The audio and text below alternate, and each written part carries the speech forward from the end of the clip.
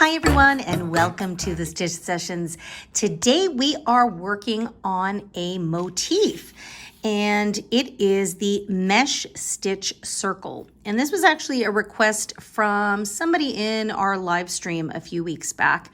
And I'm so sorry, I forget the person's name because for some reason I can't see the replay of the live chat. So if any of you who have watched that replay of the live stream, if you can see the live chat, let me know. I've tried to figure out how to make it not be hidden, but I can't seem to figure it out. In any case, during that live stream, we did chat about, some of the things that you'd like to see, and someone had requested to see how to crochet a mesh stitch circle. Now, this follows the basic principles of crocheting a circle, but it can get quite interesting when we are spacing them out with a chain stitch there. And I know many of you love to do motifs, so this is one for you. And some of you might think, well, what on earth would I even use a mesh stitch circle for? And if you have seen a lot of crochet doilies, a lot of those are based on a circular shape. So this is a great starting point if you are interested in doing more doily type of projects. This is a good kind of base skill to have in your back pocket. So I've done one here with a lightweight number 3 yarn, and you can definitely see it's nice and lacy and it's nice and breezy. Now I do have a project that's coming up shortly that will show you how I plan on using this motif. You guys know me. Anytime I show you a motif, it's usually because I'm also working on a project for it. And this way it creates a nice connection between the motif itself and some of the things you can create with it. Really, the sky's the limit. You can create a nice large circular blanket. Like sometimes people do this for baby blankets, which is really nice, especially for a summer baby. You can do hats. You can do kind of like the boho style purses. Of course, you're going to put a lining in it. Yeah, all kinds of things. So today we're going to work on the motif, and then stay tuned for that mystery project using this. So if you are new here, by the way, welcome. I'm so glad to have you guys come and hang out with me today. My name is Karen, and I love to do all kinds of things with crafting with crochet. So if you like to do that too, you are in the right place today. And for my regular crochet friends, welcome back. So for today's project, I am going to be using this Capri Tencel yarn, and it is by Loops and Threads. And it is also a lightweight number 3. I just thought for lacy projects, a lightweight yarn is always what I like to go to first. In fact, if you can find a super light number 2 or a fine weight number 1, that would be really, really pretty, especially if you're doing something to do with garments. So that's what I'm going to use. And the hook I'm going to use for today is a 4.5 millimeter hook, which is also known as a G or a size 7. Hopefully the camera can focus in there, but I usually put it up a graphic here on the top of the screen as well. As always, for any project, make sure that you have a yarn needle on hand to sew in your ends and a handy pair of scissors to snip your yarn. So let's get started on our circle. Okay, now most of you who are regulars here know that I like to do circular projects with a cinch circle to begin. However, when it comes to circular projects that need a little bit more room to spread out, like a lacy circle, I am going to start with the chain circle method. So you can see that nice there. Okay, so instead of the cinch circle, what we're going to do is we're going to place a slip knot onto our hook. Okay, just like that. And I usually like to chain up 4 or 5 depending on the yarn. So I'm going to start off with 4. 1, 2, 3, 4. And then I'm going to find the very first chain, and I'm going to slip stitch to join my chain into a circle. Okay, and then I just kind of have a look at it there. And yeah, it's a pretty decent size. Some people might want to do a chain 5 just to make that circle a little bit wider, but I think I'm pretty happy with it there. So what we're going to do is we are going to chain 4. So we have 1, 2, 3, 4. So now we're going to begin our first round. So this chain 4 represents a double crochet and a chain 1. We're now going to place a double crochet inside our little ring here. So you're going to yarn over and into the center. We are going to double crochet. So you pull through 2 and pull through 2. Okay, so now we've got a little space outside of our circle there. Okay, and now we're going to chain 1 and we're going to go back into the little circle and double crochet again. And you are going to continue doing this. You're going to chain 1 and double crochet until you have a total of 10 double crochets. Now, generally when we do a circle, we usually start off with 12 stitches when we're working with double crochets. However, because we are placing a single crochet between each stitch, that's going to create the need to spread out our work out a little bit more. So we're going to use less stitches. So you're going to continue doing a chain 1 and double crochet until you have a total of 10 double crochets. Okay, and so we've finished our 10 double crochets. And so I'm going to chain 1. And now I'm going to find, I just realized, guys, that I'm using my white background with light colored yarn. So I'll change that in a moment. But so what I want to do is I want to find the top of the 3rd chain, which is right there. Yeah, because our 4th chain is snuggled in a bit there.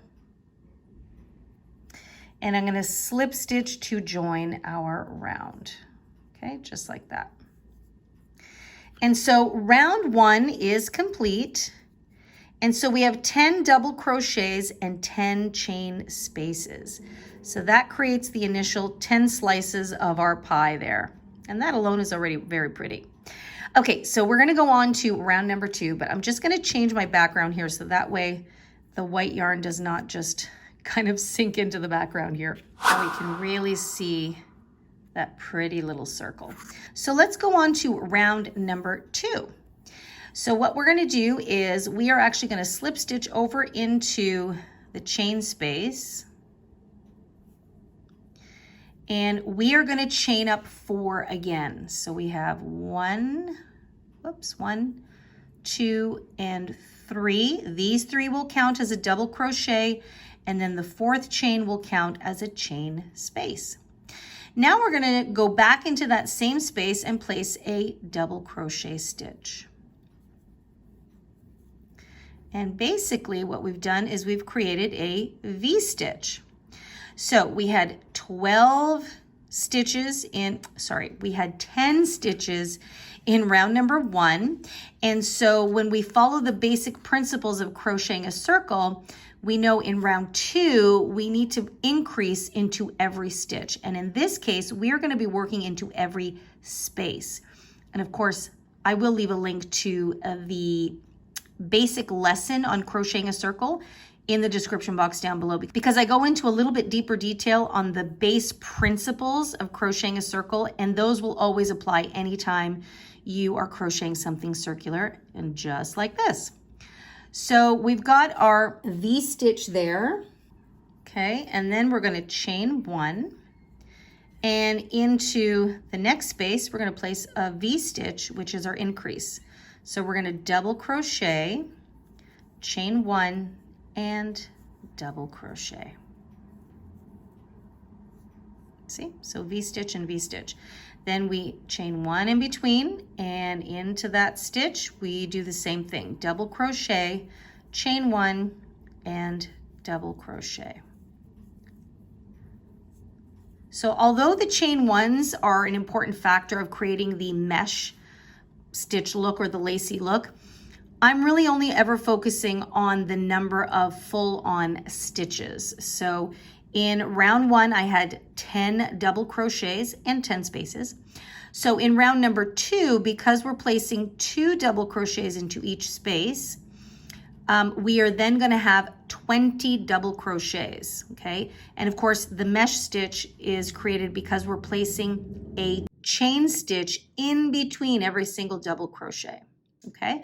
So continue placing your V-stitch into each V and chaining one in between. Okay, so I have now completed 20 double crochets with the chain one in between, or 10 sets of V-stitches. So that's round number 2.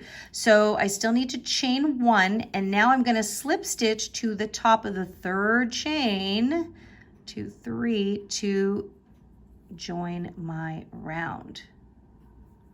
So that is round number 2 of our mesh stitch circle. So now we're ready to go into round number 3. So in round number 2, we increased into every space. And now what we're going to do is we're going to increase into every other space, or every second space. So this is the same thing we would do in a regular circle. We would increase in every second stitch. So to start, what I want to do is I actually want to just slip stitch my way over to the middle of this V-stitch here. And I am going to chain 4. 1, 2, 3, and 4.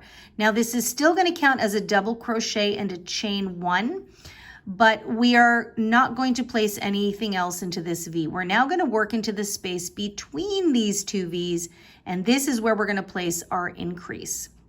So we've only done 1 stitch here, and in this one we're going to place 2. So we have double crochet, of course chain 1, and then a double crochet back into the same space.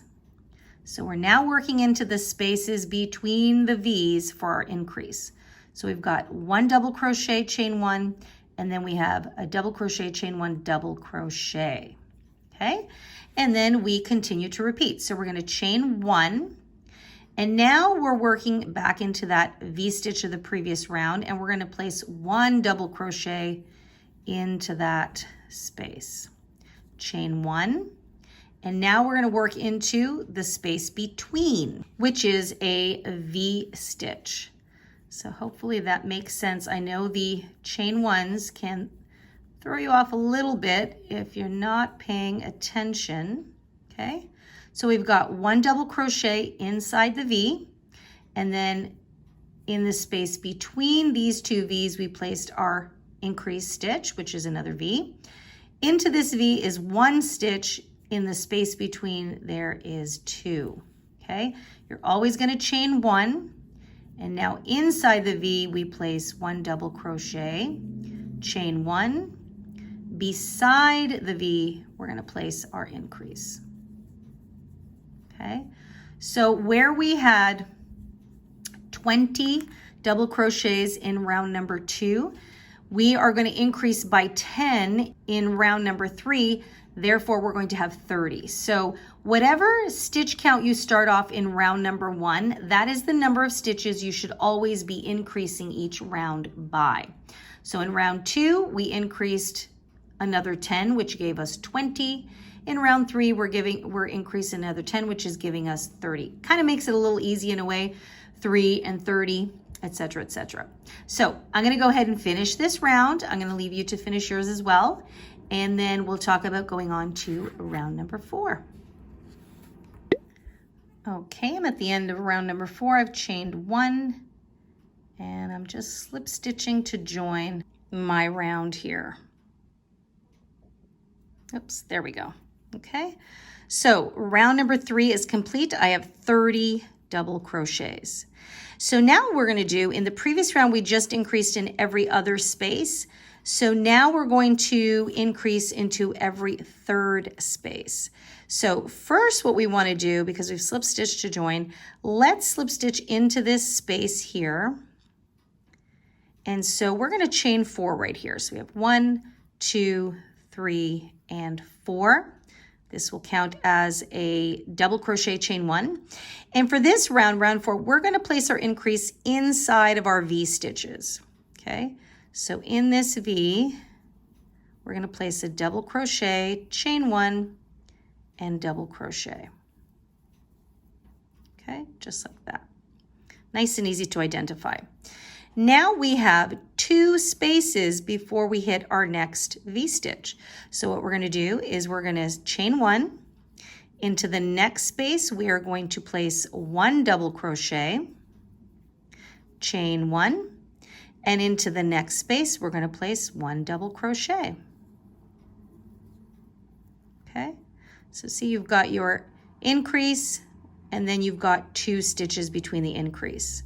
So we're going to chain 1, and now we have a V-stitch, so we place our increase right inside, which is technically a V-stitch. Okay, just like that. So a V-stitch inside here and a V-stitch inside there.